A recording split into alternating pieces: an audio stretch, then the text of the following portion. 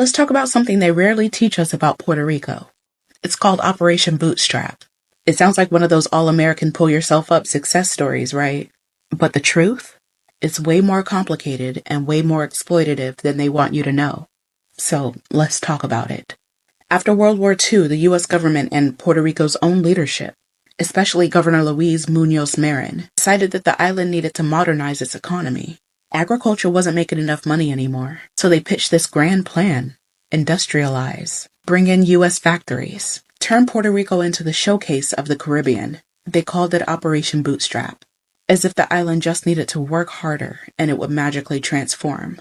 But behind the shiny PR, this was about making Puerto Rico dependent on U.S. corporations. The government gave huge tax breaks and incentives to American companies to set up factories on the island.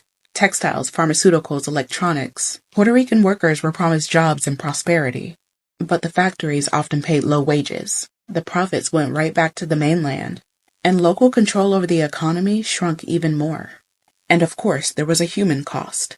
As agriculture collapsed, thousands of people lost work. Many were pushed to migrate to the U.S. mainland, especially to cities like New York and Chicago. Whole communities were uprooted, families were split. People told that they had no choice but to leave home just to survive. Puerto Rico's population didn't just shift, it hemorrhaged. And the government even encouraged this migration as a safety valve for unemployment. They literally planned to export Puerto Rican labor just to keep the economy stable. And let's talk about the elephant in the room. Who benefited most? Not ordinary Puerto Ricans, of course. American corporations got cheap labor, tax breaks, minimal regulation. The U.S. government used Puerto Rico as a testing ground for economic policy they wouldn't dare try on the mainland. And when factories closed and left for even cheaper labor elsewhere, Puerto Rico was left with massive unemployment, debt, and even less economic independence than before. Operation Bootstrap wasn't just an economic plan.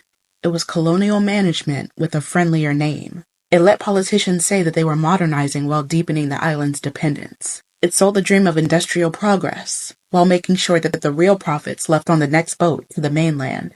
And it's part of why, to this day, Puerto Rico struggles with economic crisis, out-migration, and a political status that leaves it at the mercy of Washington.